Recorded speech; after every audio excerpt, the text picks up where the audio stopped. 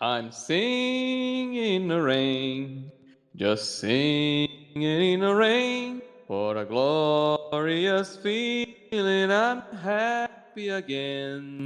Olá, estamos começando mais um Cinelegos, o podcast de leigos para leigos, sempre falando no que tem de bom para assistir, e hoje, Laranja Mecânica. Eu sou o Leandro Guerrini. Eu sou o José Lucas e eu estou com meus ouvidos abertos para ouvir tudo.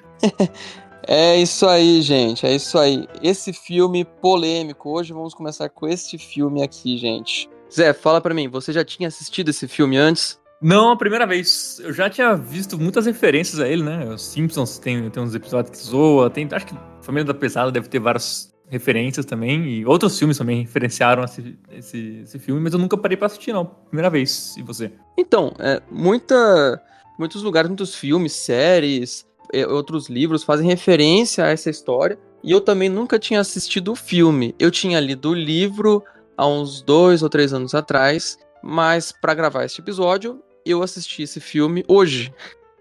Tô com ele fresquinho na cabeça aqui. E antes de eu continuar, acho que eu já vou ler a sinopse. Boa. Vamos lá. Esse filme é encontrado lá no HBO Max, tá? Aliás, só Max. O antigo HBO Max. Vamos lá. No futuro, o violento Alex, interpretado por Malcolm McDowell, líder de uma gangue de delinquentes que matam, roubam e estupram, cai nas mãos da polícia. Preso, ele recebe a opção de participar de um programa que pode reduzir o seu tempo na cadeia. Alex vira cobaia de experimentos destinados a refrear os impulsos destrutivos do ser humano, mas acaba se tornando impotente para lidar com a violência que o cerca. O filme ele é muito parecido com o livro, muito parecido. Então, olha aí. Ele é bem fiel, então. Ele é bem fiel. Tem coisas que são tiradas palavra por palavra. Você diria, então, que, tipo, o Zack Snyder faria esse filme, então. Tipo isso. Exatamente. Tem cenas assim que são idênticas. Que nem aquele cara advogado, né? Que cospe na cara do Alex. Sim, eu acho que ele é um promotor até, né, de justiça. Ele não é bem um advogado, eu esqueci o que ele é. Mas essa cena é idêntica do livro. Tem várias falas idênticas. Quando o padre tá falando com ele lá na prisão, é exatamente aquela fala. Então tem muita coisa parecida, menos o final. Ih, o final é diferente? Por quê? Porque essa história, ela é muito polêmica. Ela foi... esse filme é de 71. O livro foi escrito em 61, acho. 60 para 61. E esse filme, essa história tem muita violência. Tem várias cenas de sexo não consensual, vamos dizer assim. Fala assim porque o YouTube não derruba a gente. Tem violência contra pessoas da mesma idade, contra pessoas mais novas, contra pessoas idosas. Tem violência de idoso em jovem, tem de tudo. Então vale tudo, quase. Exatamente. E por conta disso, o livro ele foi adaptado para outros países sem o capítulo final. Na verdade, eu não entendi por que o último capítulo foi uma espécie de censura, mas eu não sei por que o último capítulo foi... Não teve o último capítulo. Caraca, o livro, ele acaba assim, acaba. É tipo isso. Ele acaba, sabe aquela cena... Acaba como o filme acaba. Ah, tá. Ele sendo o cobaia ali do governo, sendo um negócio que, você vai ajudar a gente e tudo, e ele tem aquela visualização ali dele com a mulher. Não tem aquela visualização, que lá foi uma tática do Kubrick, que o filme, ele é dirigido pelo Stanley Kubrick. Sim. O homem que filmou o Pouso na Lua, né? Bom, esse filme é muito bem dirigido pelo Stanley Kubrick, e ele coloca essa cena final pra gente entender que ao final do filme, ele mantém as suas tendências violentas, né? Mas no livro, não tem essa última ceninha aí. No livro termina exatamente com aquela conversa que ele tem com o Alex, o personagem principal, tem com o ministro do interior. Termina daquele jeito. E aí tem o último capítulo, que no último capítulo, o Alex, ele tem um novo grupo, nova gangue, os drugs dele, né? Tem os drugs novos, e ele começa a ter um pouco dessa violência, só que ele para no meio porque ele não se sente mais confortável com essa violência toda. Ele até fica emocionado quando ele vê a foto de um bebê, Mas vamos entrar nessa parte aí um pouco mais pra frente. Tá. Esse filme, ele foi banido em vários países. A gente tava vendo aqui, né, Zé? Quantos países que foram? 70 países? Sei lá, Foram muitos muitos. países. É Muitos mais que países. um e menos que todos, com certeza. E... Exatamente. Mas, inclusive, no nosso Brasil varonil, né? Ele foi banido aí por questão de nudez, por causa da ditadura. Então, assim, provando mais uma vez que o pessoal da ditadura era muito burro, né? Nas censuras, como na música Cálice, né? Que é um grande exemplo disso. Eles censuraram a música toda, menos o Cálice, que é de calar, né? Não de beber. Então, eles censuraram esse filme por conta das cenas de nudez. Tanto que eles liberaram depois, quando tamparam os seios e outras partes íntimas que aparecem no filme. E não tamparam ali a ideologia que muitos pontos pode ter a ver com a ditadura também, né? Mas é praticamente só peitos que aparece, né? Praticamente. O Alex aparece o dele também lá, mas Parece. só... Tem duas cobras no filme, né? É, mas 21, tô vendo aqui, 21 países que foi... Acho que é isso. Enfim, vários países, enfim, vários países. E ele é muito polêmico também pelo tema dele, né? Mostra muita violência e tem muita gente que diz que esse filme só fica retratando a violência por si só, sem nenhum propósito. Por isso que muita gente não gosta, então não gostou dessa história na época. Esse filme ele não foi muito bem recebido, não foi nada recebido, aliás, na época que ele foi lançado. Por conta dessa violência que o pessoal falava que era uma violência gratuita. E algumas pessoas já conseguiam ver que é, claro, uma crítica à sociedade, já viam que essa história era uma história muito boa, mas essa violência aí foi o bastante pra muita gente não ter conseguido assistir esse filme na época, só ter conseguido assistir, sei lá, dos anos 2000 pra frente. Eu acho que esse filme, ele tem o mesmo problema que pra muita gente tem o próprio Cidade de Deus também, né? Que é um filme que a galera não conseguia, hoje em dia acho que consegue mais, mas assistir ele inteiro, né? Principalmente depois da cena do menino, quando ele leva o tiro, né? Que é justamente isso, a violência ali, mas pra justificar algo, né? Não é uma violência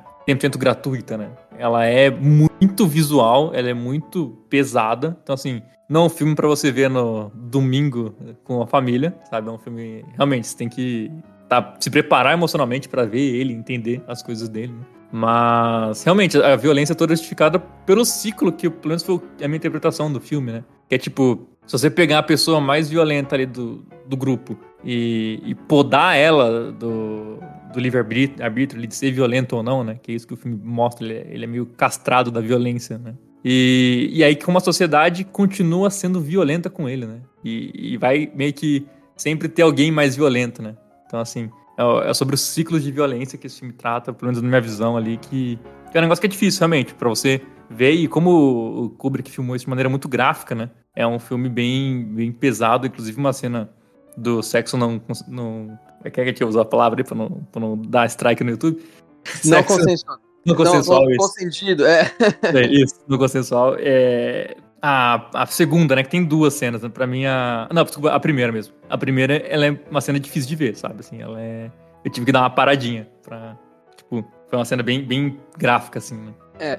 No livro, deixa bem claro duas coisas, tá? Que o livro se passa no futuro, é um futuro distópico. No filme a gente não consegue perceber tanto assim, apesar de estar na sinopse, né? Eu acho que dá pra perceber pela arquitetura de algumas casas, né? A casa do cara que fica cadeirante depois é uma casa bem diferentona, né? Ela tem... As cadeiras são bem diferentes, a estrutura é bem diferente, mas... Mas é bem eu não tinha... então. É que daí é o futuro dos anos 70, né? Eu acho que é isso que seria pra gente não é tão futurista assim, mas não tem carro voador, né? Mas é um filme que, pra época, pensando assim, acho que tem elementos ali que são futuristas, assim. Sim. E a outra coisa que deixa claro é que o Alex gosta de música clássica. Sim. E no filme consegue deixar bem claro tocando as músicas no fundo. Que foi, nossa, o Kubrick conseguiu pegar as palavras e transformar em algo visual. Cara, ficou muito boa essa direção. O Kubrick, ele tem uma assinatura que ele conseguiu deixar clara nesse filme também. Se a gente assiste o Iluminado, por exemplo, a gente vê aquele close nos rostos das pessoas e a gente vê aquela cor bem nítida, vermelho ou branco ou preto. Ele gosta de deixar bem evidente algumas cores. No Laranja Mecânica tem isso, no Iluminado tem isso, O 2001, Uma Odisseia no Espaço tem isso. Eu posso dar uma informação aqui pra cravar o nome do podcast mais ainda? Eu acho que esse é o primeiro filme do Kubrick que eu vi, tá? Tô olhando aqui a lista. Eu acho que eu vi o De Olhos Bem Fechados, que é com o Tom Cruise. Que foi o último dele. Mas de todos, o Iluminado eu nunca vi, porque é filme de terror. Como vocês sabem aí, um cagão nato. E o 2001 eu tentei ver várias vezes, mas eu sempre dormia na metade, então tipo, nunca terminei 2001. Mas Idem. eu acho que o De Olhos Bem Fechados, eu acho que eu assisti. Eu preciso ver depois, rever o filme e ver se eu lembro de alguma coisa assim. Mas de todos aí, realmente, olhando aqui a lista, né? Esse foi o primeiro que eu vi completo, pelo menos, o Stanley Kubrick, foi esse. 2001 também nunca consegui chegar nem no meio. O Spartacus eu já tentei ver, uma época eu tava querendo ver esses filmes muito antigos, que eles são aquela maluquice, né? O elenco tem mais de 200 mil pessoas fazendo o filme, sabe? Mas eu não terminei ele. Eu acho que terminei e não terminei. Então, de todos dele, realmente, foi só o... Talvez o De Olhos Bem Fechados e agora o Iluminado. Agora o Laranja Mecânica. Sim. E muita gente deve se perguntar por que o nome, né? Laranja Mecânica. O nome em inglês é outro, tá? O nome em inglês é Clockwork Orange. Que o próprio Kubrick já falou sobre o significado do título. Que significa algo como transformar algo orgânico em mecânico. Caramba. Era uma expressão também nos anos 70, nos anos 60, desculpa, que era algo falando assim, isso aqui é tão queer quanto um Clockwork Orange, é tão gay quanto uma laranja mecânica. Também tinha esse significado assim, Tá, mas o autor, que chama Anthony Burgess, disse o que eu falei do transformar orgânico em mecânico, o que faz todo sentido pra história. Dá, sim. É que o filme... Você tirar, né, o livre-arbítrio ali, né, transformar algo em... E ele fica binário, né? Ele faz ou ele não faz, né? Ele não tem interpretação do que ele tá fazendo mais nas situações que ele passa depois, né? Eu acho que é tudo resumido numa parte em que o padre fala pra ele na cadeia. Se você não tem mais a capacidade de escolha, você deixa de ser um homem. Sim. Ele se transforma em algo mecânico, realmente, porque ele perde toda a possibilidade dele de falar não ou sim pra uma certa situação. E o filme ele se passa na Inglaterra ou não? Porque eu tava vendo aqui as palavras que ele usa, né? Ele usa várias palavras em outra língua, né? Dentro do filme. Mas são todas russas. Aí eu fiquei na dúvida se o filme é russo ou não. Não, na verdade, é um outro idioma. É Nadsat, acho que é isso, Nadsat, uma coisa assim. Um idioma que o Anthony Burgess inventou. São palavras, são uma mistura entre russo, uma outra e outro país, e também gírias de uma gangue, uma coisa assim. Tá, então é como se fosse realmente uma nação diferente pra esse filme, então. Ele trata tanto que ele nem pega uma nação existente, né? É algo mais diferente, assim, então. Na verdade, ele fala na história que eles usam esse dialeto Nadsat, alguma coisa assim. Acho que Nadsat, acho que é. Uhum. E eles usam porque sim. Justo. Então a gente fica sem entender o que eles estão falando realmente, né? Os livros atuais têm um glossário no fim. Ah, tá. Só que quando... Nadsat que chama, tá? Tá. Mas quando o livro foi lançado, não tinha. Então as pessoas estavam lendo, nossa, caramba, o que essa palavra aqui, que significa? E várias palavras durante um texto, durante uma frase, muitas palavras diferentes, que a gente só consegue entender no contexto. A gente vai lendo e conforme a gente vai repetindo as palavras, tem que nem horror show, que aparece toda hora. A gente deduz que significa legal, demais, esse tipo de coisa. E outras palavras também, quando ele para falar de droga alucinógena, por exemplo, o leite que eles ficam tomando no começo do filme. Eles tomam leite por 2 motivos. Primeiro, porque eles são menores de idade. No livro eles têm 15 anos. No filme, eles também são menores de idade, só que é com uma aparência de 30, né? É o menor de idade versão Harry Potter, né? Isso, exatamente. E lá eles ficam tomando bar, eles não podem tomar bebida alcoólica porque não é permitido vender para menor de idade. Porém, é permitido, nesse futuro distópico, vender um leite com droga dentro. Então, exatamente. Então eles ficam tomando esse leite alucinógeno. Mas eu tinha entendido o leite até como uma alusão até ao sistema político daquele ditador de 1945 na Alemanha, sabe? Pra não falar também a palavra que vai derrubar a gente no YouTube. Uhum. Mas, porque tem essa alusão em muitos filmes, né? Até no Bastardos Inglórios, né? Tem, A questão do leite toda por causa disso. tem. Se eu não me engano, chama Moloco no livro. Eu tô com a página aqui aberta com as palavras do filme, né? O Moloco, que vem de, eu não sei falar isso em russo, e significa leite. Uhum. Bom, eles ficam tomando esse Moloco aí, pode ser também, né? Que seja uma alusão política. Só que o livro, pra não deixar explícito, ele fala que ele tem uma certa substância ali. E Pra também mim, acho que... fechou isso no filme na hora que ele é preso, né? Que ele tem que se descrever, né? Aí fala que ele é branco, e aí o cara da prisão, acho que fala, né? Cabelo castanho? Ele, não, cabelos loiros. Ele deixa bem claro isso. Então eu senti meio que tivesse alguma alusão também à questão da pureza, né? Uhum. Bom, pra quem tá ouvindo a gente e tá achando meio confuso, é o seguinte. O filme é confuso. O filme, não é que é confuso. É o seguinte, o Alex, ele é um jovem que tem a sua gangue, e essa gangue aí não fica assistindo aula na escola, fica matando aula, e ao invés de ir pra aula, fica fazendo crimes, principalmente à noite. À noite eles saem, eles cometem todos os tipos de crime. Roubo, como é que eu vou falar pra não ser banido? Sexo não O sexo não consensual, consensual, isso.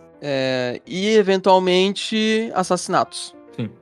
Espancamento também, né? Uma hora que eles pegam um cara lá. Espancamento. Exatamente. Eles pintavam o set, vamos colocar assim, pra ficar.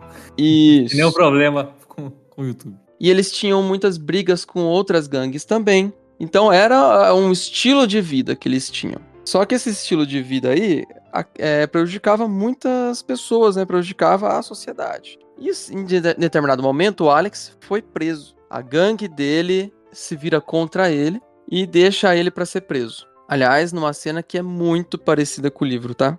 Muito parecida. Ah, que da hora. Então ele meio que Só copia e que- cola do livro ali.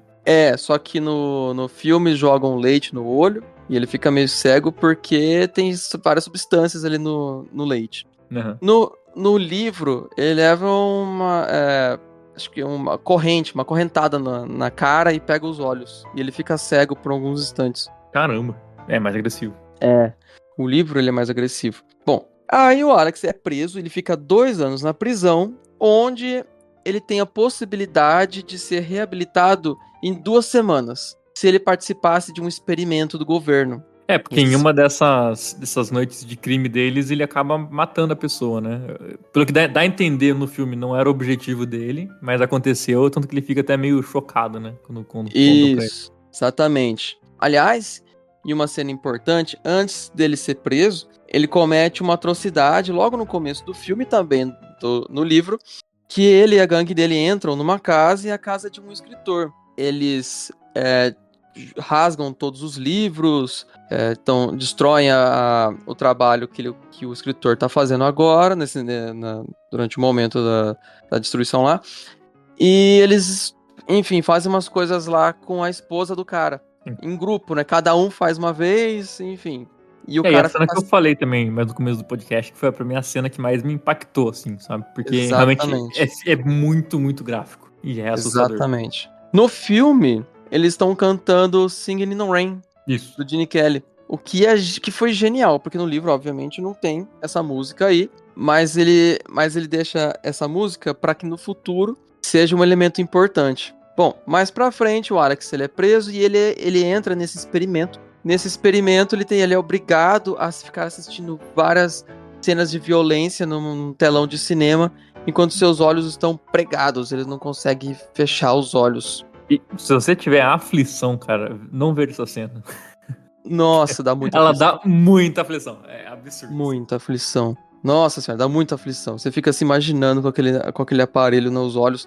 Nossa, é horrível. Mas enfim. E ele vamos dizer assim, reabilitado. Toda vez que ele está perto de alguma violência, ele é obrigado a cometer alguma violência, ele não consegue. Ele sente ânsia, ele passa muito mal, ele não consegue cometer essa violência, tanto de bater em alguém, quanto violência sexual, não consegue fazer nada disso. O que me deixou entender que ele não conseguiria nem ter relações sexuais mais, né? Eu fiquei nessa dúvida, porque uma das horas que ele é testado, né? É como se fosse um estudo de faculdade, tá? O caso que acontece com ele. Então tem a plateia vendo ele ser testado. E aí, quando aparece a mulher, ele não consegue fazer nada, ele já passa mal, né? Tipo, nem tocar na mulher ele pode, que ele já passa mal. Né? Então, mesmo se fosse consentido, também me deu essa impressão que ele não conseguiria também. Essa cena de teste, pra ver se ele tá reabilitado, eu não lembro de ter no livro, não. O que tem é outra lá cena que é angustiante, né? Nossa. Sim, angustiante. No livro tem algo parecido com isso, acho que é algum guarda que começa a xingar ele, começa a bater nele, ele não consegue revidar, é algo assim. Mas não tem aquele teste que tem ali, não tem. O que então já... Um negócio que eu curto nesse filme é que, assim, a gente começa odiando o Alex. E aí depois não que a gente ame o Alex, tá ligado? Mas a gente consegue sentir meio que uma compaixão no momento, né? É meio bizarro, né? Tipo, um cara totalmente errado de tudo, mas você vê que, caralho, que situação, sabe, agoniante ficar vendo ele passar pelas coisas que ele passa, sabe? É meio... É um negócio tenso até de comentar, assim, sabe? Você sabe que ele é muito errado e que isso não justifica você gostar dele agora, mas, tipo, ao mesmo tempo você fica, caralho, mano, pra que eu tô fazendo isso com um cara, tipo, nesse nível, sabe? É bem bizarro. No livro é a mesma sensação que a gente tem. Legal. E tanto no livro quanto no filme, as pessoas que o Alex prejudicou acabam prejudicando o Alex depois que ele é reabilitado. Ele, no começo da história, ele espanca um senhor, um pedinte idoso, e aí no final da história, esse mesmo senhor ele faz uma gangue de pedintes e bate no Alex. Deixa eu falar que essa cena, pra mim, ela ficou mais engraçada do que tensa, sabe? Eu gostei de ver que, tipo, caramba, mano. Porque assim, eu acho que a única coisa que é mal filmado nesse filme foi essa cena. Porque não dá a impressão que ele tá apanhando dos velhos. Parece que os velhos estão só, tipo, arranhando, sei lá, não tem sabe, um impacto ali de violência. Não dá pra acreditar, né, que estão batendo nele. Cara, pra mim, se for criticar uma coisa do filme, acho que essa cena é uma crítica, sabe? Do tipo, caramba, tudo foi tão bem filmado pra nessa cena ficar algo meio estranho, né? De ver, assim. Mas eu percebi outras cenas de violência também que não me comprou, sabe? Eu assistia olhando assim, eles estão encenando que estão batendo na pessoa. Várias cenas. Pode crer. Não, isso tem. Acho que nas duas cenas que eles invadem a casa é isso, né? É meio que se reparar bem, não tá acontecendo nada. Sim, exatamente. E, bom, seguindo a história, aquela pessoa aquele escritor que foi prejudicado no começo da história, ele aparece de novo. O Alex, ele é espancado pela polícia, e a polícia, aliás, que é composta pelos dois colegas de gangue da época de antes dele ser preso, espancam ele e deixam ele à beira da morte, e ele é socorrido por esse escritor. O escritor coloca ele na casa. E traíram ele, não foi também?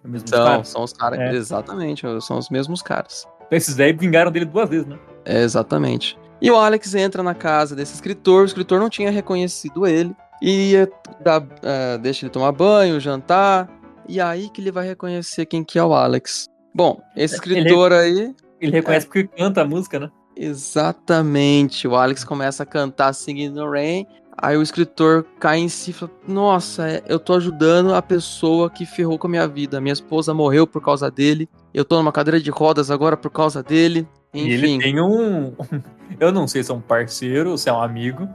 É muito musculoso, né? Essa parte também me tirou um pouco do filme.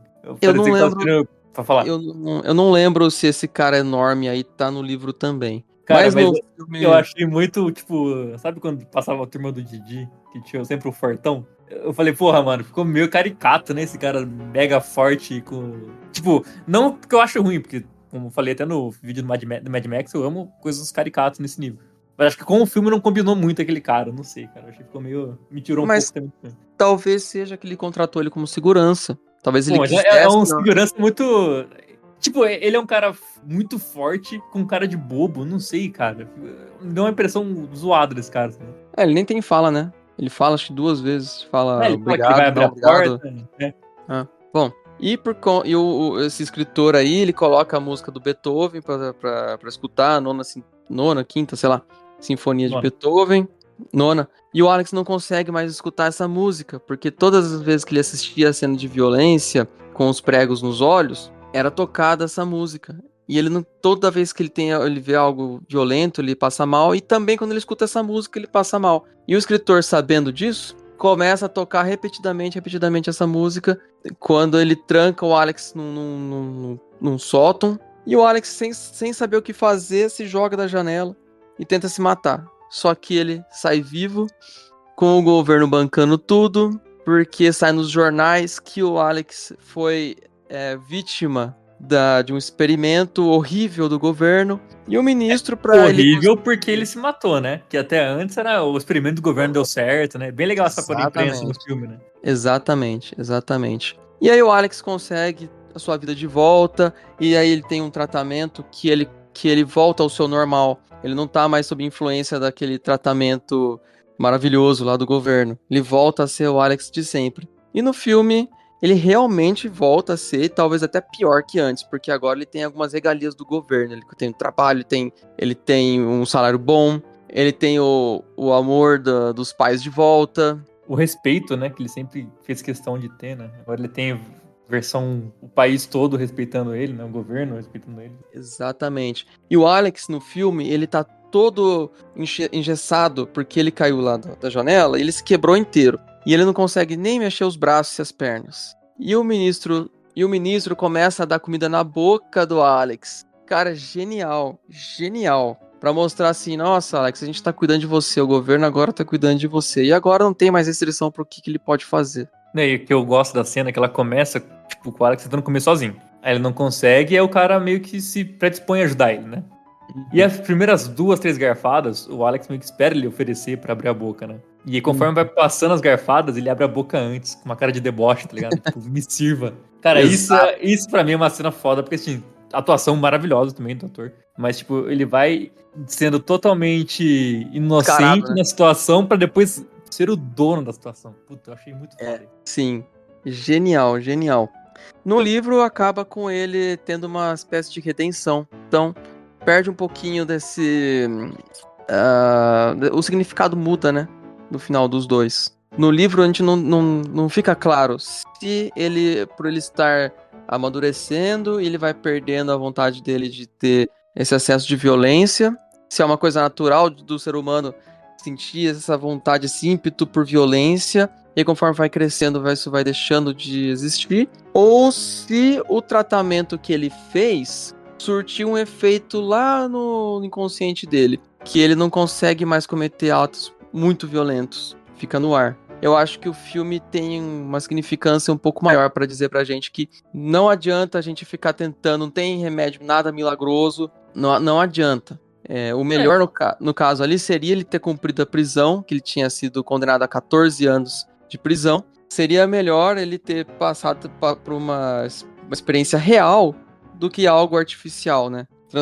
Ser transformado em algo mecânico. Eu acho que nisso o filme ele deixa pontos pra você pensar do tipo assim, né? Porque por que existiu esse tratamento? Porque provavelmente ali a questão das prisões não estava resolvendo mais na reabilitação da pessoa, né? Ela voltava talvez e cometesse os mesmos crimes, né? Então assim, o único meio de você parar o crime não é você pensar em políticas públicas, pensar em renovar a geração para ser uma geração menos violenta. É você castrar essa geração do livre-arbítrio para que ele seja só algo que tudo que é errado ele é incapaz de fazer. E ele nunca vai conseguir. Só que assim, você não tem o direito de escolher ser isso ou não ser, né? Então, acho que é bem legal essa discussão do filme. E como ele mostra que assim, por mais que você conserte, entre aspas, um personagem, a sociedade não vai perdoar esse cara, sabe? Então ela vai, na primeira oportunidade de se vingar, ela vai se vingar. Então, tanto o filme quanto o livro deixa bem explícito que todo ser humano é capaz de violência. Em determinada situação, todo mundo é capaz de uma certa violência. Algumas pessoas são propensas a cometer esses atos de livre e espontânea vontade, outros são levados a cometer essas atrocidades, mas eles cometem. Então todo mundo é passível de violência. E também tem outra coisa, né, que fica pra gente discutir, que a gente não sabe. Se as pessoas não conseguem não conseguem mudar, se é impossível do ser humano mudar, ou se só o método que foi utilizado ali que foi errado. Talvez o padre esteja certo, que é preciso ter uma transformação interna, tal. Então a gente não sabe se o que funciona, ou se tem algo que funcione, né? E até um negócio que eu acho legal, porque assim, um dos filmes favoritos de ficção científica é o Minority Report, né, do Tom Cruise. Que também é essa discussão, né? Você prendeu o cara antes de ele cometer o crime. Tá certo, né? Levanta essa questão ética, né? Eu acho que esse filme também traz muito isso, né? Justamente de você... dos fins justificarem os meios e vice-versa, né? Então é tipo, beleza, eu consertei um cara aqui, mas esse era o método certo de consertar ele. E ele estava tão quebrado a ponto de fazer esse tipo de coisa, né? E eu não sei como foi a época, né? Mas provavelmente ali próximo tinha aquela questão da lobotomia também, né? Muito forte. Então, assim, são coisas que você... fazer uma desconstrução tão grande do ser humano a ponto dele perder a essência de ser humano, né? Então, assim, é uma discussão, cara, filosófica muito pesada, né? Eu acho que é um negócio que vale a pena até ter essa discussão em escolas, talvez, ou algo do tipo, né? Eu sei que o filme é foda passar em escola, né? Mas, enfim, seria da hora se tivesse esse tipo de situação, porque, assim, são pontos da filosofia mesmo do negócio, né? Então, assim, é muito legal. E lembra muito também o 1984 também, né? No sentido também de ter essa questão de trabalhar o ódio na população e esse tipo de coisa, né? Essas soluções. Então, eu acho bem legal como esse filme faz parte desse movimento cinematográfico e da literatura e de tudo mais que quer repensar como é que é o ser humano. Engraçado você ter citado o 1984, porque esse filme, aliás, essa história aqui, ele faz parte da trindade distópica. Não, É o Laranja Mecânica, o 1984 e Admirável Mundo Novo. Caramba, o Admirável Mundo Novo não conheço, pelo menos de nome. Posso pesquisar aqui depois, mas os outros dois que dá. Tipo, eu senti meio semelhança entre algumas coisas ali, né? Eu achei bem da hora, então, cara, que eles fazem parte ali de um negócio realmente maior, né? Bem da hora isso. Você assistiu o filme? Eu só li o livro do 1984. Não, eu ouvi o livro, na verdade, né? Eu baixei um audiobook e ouvi, e achei. Cara, eu acho que é um filme barra livro muito da hora. É que o filme não tem nenhum streaming de gente, né? Então é difícil de fazer aqui pra. Agora tem? Quando eu fui pesquisar na época não tinha. Mas é um filme. Deixa eu ver aqui, ó. 84. Eu acho que tem no Prime. Ah, tá no Prime agora, hein? Sim. Olha aí, então a gente pode em breve fazer esse filme. Porque assim, às vezes o filme é bom, tá? Mas pelo menos a história do 1984. Os paralelos dela com o Brasil nos últimos anos são assustadores. Sim. É um negócio bizarro. Já o Admirável Mundo Novo, eu não sei se tem filme, eu acho que só tem livro, acredito eu. Admirável Mundo Novo. Eu acho que é só... Deixa eu ver se tem... Só obra literária, né? Tem um filme de 88, mas eu não sei se realmente é isso, porque Brave New World é uma expressão, né? Então não sei se é o livro de 88 aqui. Eu acho que é. É uma cidade utilitária, utópica, exatamente. É isso aí. Olha aí, vamos ver se... Será que esse aqui tem algum stream de gente? Tem a música do Iron Maiden com esse título. Tem, pô. Tem um monte de coisas com esse tema Brave New World, né? O próprio filme novo do Capitão América aí vai ter esse título também, né? Então, música é uma expressão Pitty. Mesmo. Música da Pitty. É chip, né? É, Admirável Chip Novo. Isso. Não, mas excelente, só, cara. Bom. Quem sabe a gente faz uma trilogia de Cinelegos aqui com essas três obras, então. Pode ser. Bom, vamos de nota? Bora de nota. Eu vou começar porque, pra mim, esse filme tem 2 notas, tá? O primeiro filme que eu vou dividir assim. Porque, assim, eu tava pensando, depois que eu assisti, que nota eu daria pra esse filme. E, pra mim, eu acho que pro que o Cinelegos prega também, filmes pra você assistir de boa, sabe? Então, assim, esse filme, não sei se eu recomendaria ele tanto. Porque ele é um filme muito bom, mas, cara, depende muito da pessoa estar predisposta a ver e entender o filme, sabe? Então, assim... Eu acho que uma nota para o público geral, para você, na sua sexta noite, pegar o Max e colocar para ver esse filme, eu acho que a chance disso acontecer é muito pouco e a chance de você se decepcionar com o filme por ver ele sem esse preparo é muito grande. Então, nesse ponto, pro público, vou chamar de público comum, tá? Eu acho que a nota dele vai ser 6 ou 7. Mas se você pegar entendendo o que você vai assistir e depois pesquisar um pouco sobre o que você viu, entender as teorias, entender... Tem várias outras coisas que a gente não falou aqui, tá? Porque aqui é o Cineleigo, né? Não é o Cine... Não é o Nerdologia pra falar sobre várias filosofias que tem dentro desse filme. Mas assim, eu acho que na visão... Quando você se prepara pra assistir esse filme, eu acho que eu vou dar nota 9 pra ele. Então acho que eu vou fazer essa divisão. Porque assim, pra um público mais comum que vai ver casualmente, você vai achar esse filme ou muito violento e vai parar na metade dele. Não vai até o final. Agora, se você for assistir preparado, você vai ter uma experiência legal.